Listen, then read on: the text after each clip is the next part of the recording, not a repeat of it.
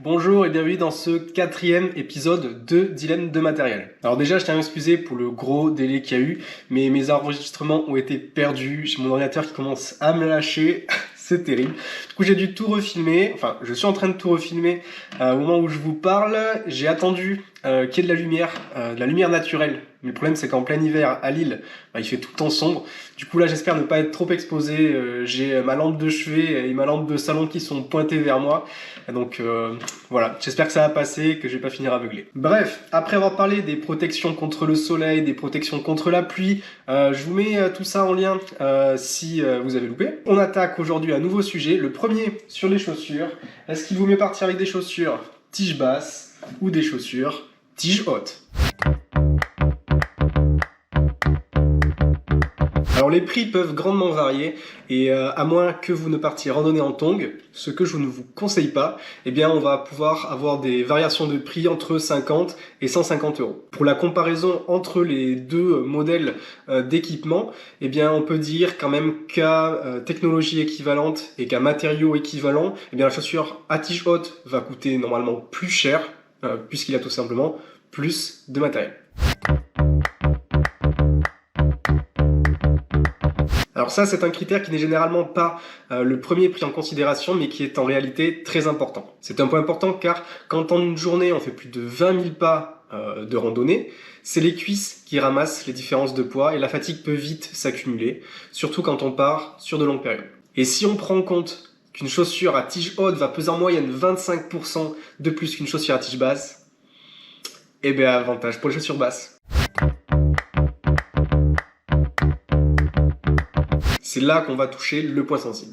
C'est souvent la raison pour laquelle les gens qui portent des chaussures hautes ont choisi ce type de matériel. Alors au premier abord, je suis d'accord, vous êtes d'accord, on est d'accord, une chaussure à tige haute va apporter plus de maintien pour votre cheville. Mais en réalité, il ne faut pas s'arrêter là.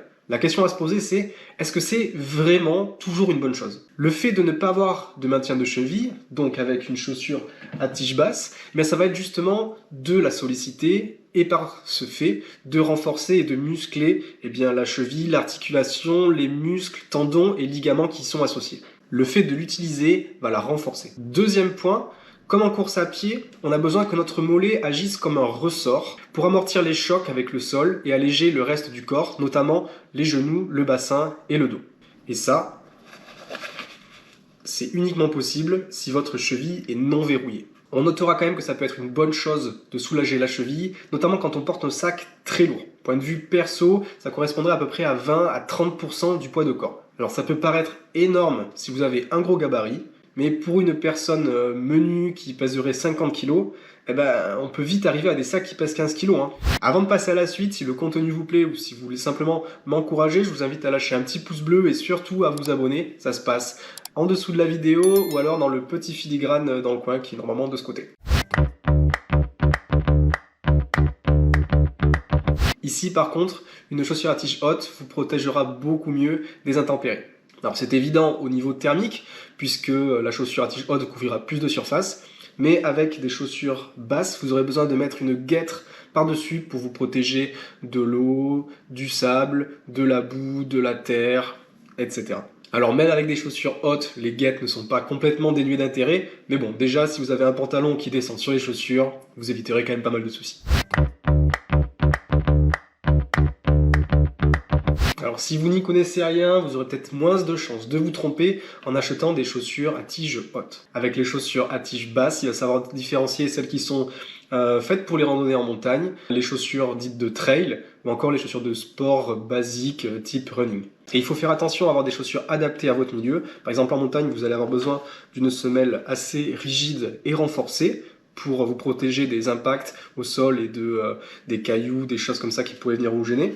À comparaison ici avec une chaussure de running, on a une semelle qui est beaucoup plus légère, beaucoup moins dense et beaucoup moins rigide.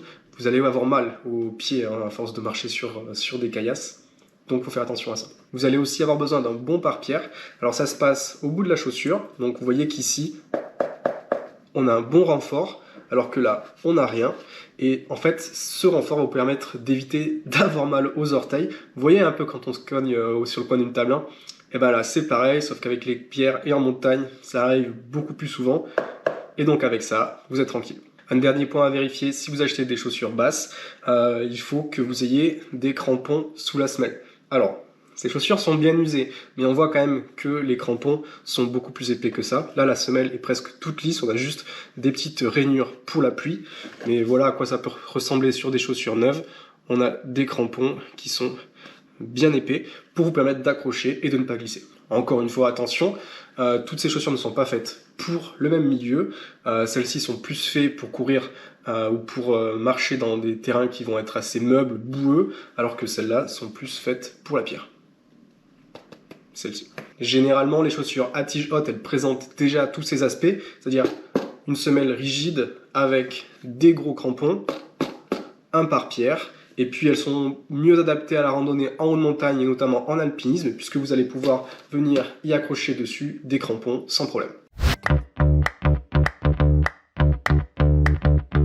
Ici, avantage aux chaussures basses, c'est surtout les chaussures de trail en montagne qui vont être moins rigides et le confort de marche sera bien supérieur. Un problème aussi avec les chaussures hautes, c'est qu'à cause de leur rigidité qui est plus importante, eh bien on peut avoir des risques d'ampoule. Et ça, c'est causé parce que quand on marche, le pied, la cheville, etc., tout ça c'est en mouvement, ça a besoin de bouger. Et si la chaussure n'est pas capable de bouger avec, eh bien ça va tout simplement créer des frottements qui peut créer des ampoules. Alors rigidité rime avec longévité. Une chaussure plus rigide sera souvent plus dure, plus solide, plus résistante. Les chaussures hautes proposent donc souvent une dégradation qui sera moins rapide dans le temps. Et à l'autre extrême, on peut avoir des chaussures de course à pied ultra légères qui vont s'user très très vite dans le temps. Des chaussures qui vont être typées pour courir à peu près 200 km et après ça part à la poubelle. Donc voilà, généralement là-dessus, avantage aux chaussures hautes. Enfin, un dernier point, les chaussures à tige basse, et notamment celles qui sont un peu typées trail, course à pied, vont proposer souvent une très grande respirabilité. Et c'est un bel avantage par rapport aux chaussures hautes, qui le sont souvent moins, car le manque de respirabilité va entraîner une macération des pieds dans la sueur, ce qui, en plus d'une odeur qui vous ravira peut-être pas tant que ça dans votre sac de couchage, va favoriser l'apparition d'ampoules. Encore une fois. En plus de ça, à noter que les chaussures à tige haute sont souvent plus lourdes et aussi plus longues à sécher quand elles sont mouillées.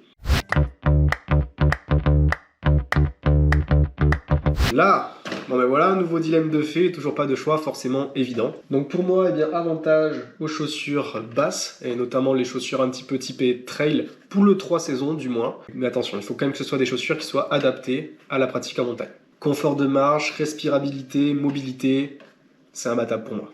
En hiver, par contre, je favoriserais plutôt les chaussures à tige haute, donc comme celle-ci, ou alors d'autres qui sont plus typées hiver pour avoir une meilleure isolation thermique, une bonne protection contre le froid, contre la pluie, pour avoir plus de confort, on va dire. Même s'ils partent en sec, les tiges basses peuvent faire l'affaire aussi. C'est avec celle-ci, donc des chaussures complètement aérées, il n'y a pas d'isolation ni rien, que j'ai fait ma randonnée sous moins 8 degrés. C'était une condition assez spéciale, c'était très sec, mais voilà, quand même avantage aux tiges hautes. En été, on est mieux. Voilà, j'espère que cet épisode vous a plu, que ça vous aura peut-être donné quelques idées pour faire votre prochain choix. On se retrouve rapidement cette fois pour le prochain épisode qui parlera normalement des quilts et des sacs de couchage. Je vous invite à vous abonner à la vidéo comme d'habitude pour me soutenir et m'encourager. C'est vraiment important pour moi. Un petit pouce bleu si ça vous a plu. N'hésitez pas à poser des questions dans la partie commentaire en dessous de la vidéo et à me dire un peu ce que vous préférez et pourquoi. N'hésitez pas non plus à me dire si vous avez d'autres idées de dilemmes comme ça à traiter. On se retrouve bientôt. Ciao!